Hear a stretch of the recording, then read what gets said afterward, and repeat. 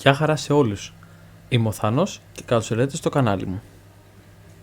Σήμερα θα μιλήσουμε για τις γαρίδες Red Cherry Shrimps.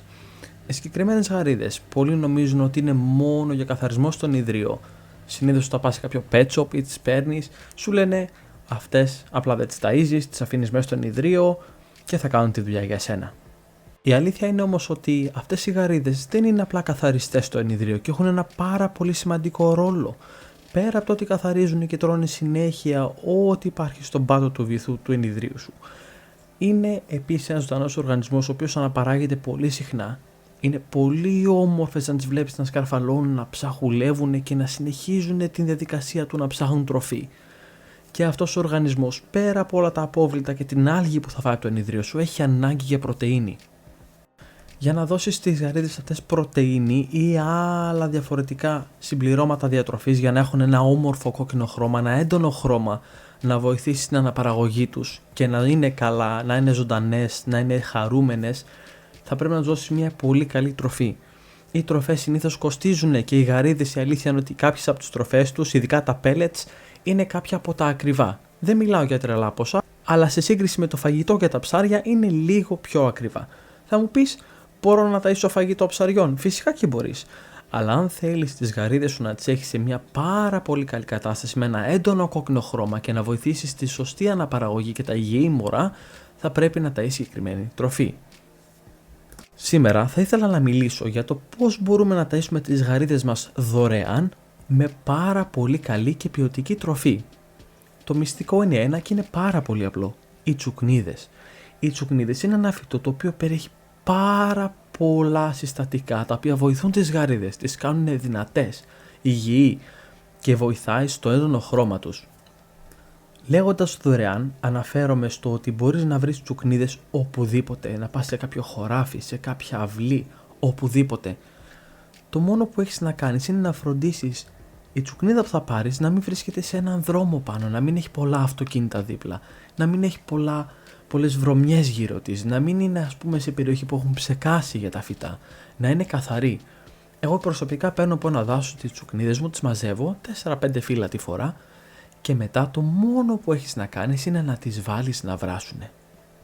Η όλη διαδικασία περίπου κρατάει 2 λεπτά. Βάζεις το νερό να βράσει ένα κατσαρολάκι. Αν δεν θες να χρησιμοποιήσεις κατσαρολάκι, μπορείς να βάλεις ένα γυάλινο ποτήρι, μια κούπα και να ρίξεις βραστό νερό μέσα. Μετά από 2 λεπτά το φυτό θα έχει γίνει μαλακό και θα είναι έτοιμο για να βγει.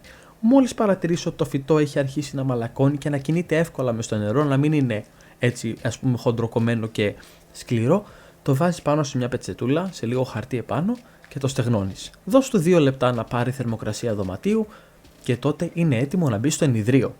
Από τη στιγμή που το βάλεις στο ενιδρύο θα παρατηρήσεις ότι σε περίπου 3 με 4 λεπτά οι γαρίδες θα αρχίσουν να μαζεύονται πάνω του και θα το φάνε μέχρι να μείνει ο σκελετός.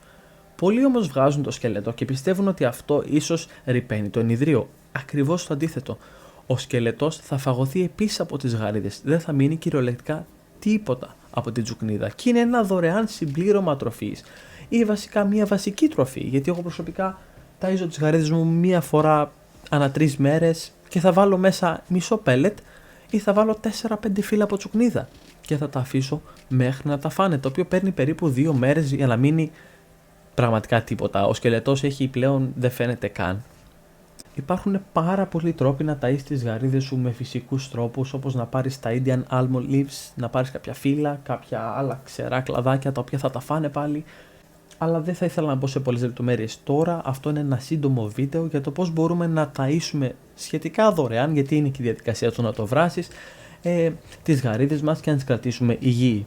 Θα κάνω και άλλα βιντεάκια στο μέλλον να σας εξηγήσω πώς ξεκίνησα εγώ, πόσα ενιδρία έχω, τι ακριβώς γαρίδες έχω και τι ακριβώς προσπαθώ να πετύχω. Κυρίως εγώ κάνω γέννηση, είναι η αλήθεια. Αλλά θα μπούμε σε λεπτομέρειες σε κάποιο άλλο βίντεο. Θα σας δείξω ακριβώς τι τις ταΐζω κάθε πότε, κάνω αλλαγές στο νερό, τι φροντίζω για να έχω πολλές γένες και να έχω πάρα πολλά υγιή μωρά μετά χωρίς να έχω θέμα, χωρίς να πεθαίνουνε.